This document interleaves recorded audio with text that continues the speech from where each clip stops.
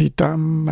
Tam na początku były troszkę inne specjale Kaweco, natomiast tu jest edycja limitowana, która pojawiła się na rynku w zeszłym roku i teraz można ją kupić. Tradycyjny oktagonalny kształt nawiązujący do dawnych ołówków. Kaweco mamy logo na końcu. Skówki, wszystko jest takie w matowym wykończeniu za wyjątkiem tych końcówek. Korpus wygląda tak samo jak skówka, tylko ma napis. Tak jest końcówka zakończona z gwintem, który wspomaga zaczepienie skówki, co pokażę później. Natomiast tutaj mamy metalową sekcję z takim gumowym pierścieniem zapobiegającym odkręcaniu się skówki i stalowa stalówka z plastikowym spływakiem, na którym też tradycyjnie, jak w piórach Kaweco to bywa, jest umieszczone logo. Jak już można się domyślić, pióro jest oczywiście odkręcane. Długość jego, jak dla mnie, słuszna, także nie potrzebuję tu żadnych zakładań skówki z tyłu, żeby sobie przedłużyć. Troszkę tam ten gwint jest wyczuwalny pod palcem, ale można trzymać wyżej i wtedy nie ma problemu.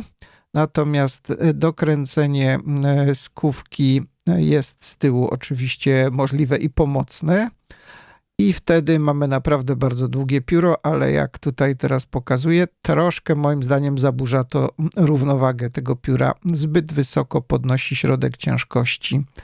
Natomiast tradycyjnie, jak to w piórach Kaweco, naboje długie i krótkie i konwerter w środku. Standard International tutaj pasuje bez problemu.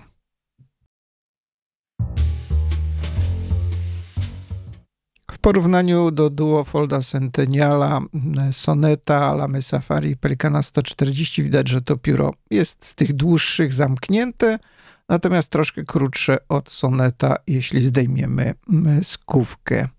Tak to wygląda, jak już mówiłem, ta długość dla mnie w sam raz, 14 cm i 3 mm ma pióro w całości. Natomiast po zdjęciu skówki mamy 12 cm i 1 mm długości. Teraz przejdźmy do pomiaru średnicy. Sekcja ma 8 mm w najwęższym miejscu, a korpus centymetr w najszerszym miejscu. Właściwie każde jest najszersze. Teraz zobaczmy, ile waży. Około 20 gramów z jednym nabojem w środku. Teraz czas testowania pisania. Ta stalówka to FK, a nie widzę tu żadnych problemów przy przepływie atramentu.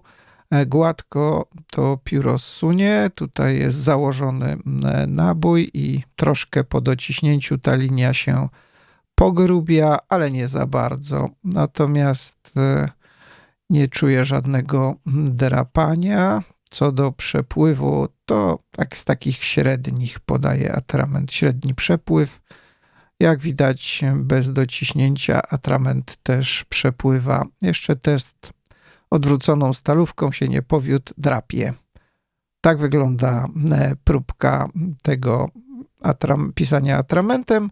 Natomiast do tego modelu można jeszcze dostać długopis. Poprzez naciskanie się wkład wysuwa.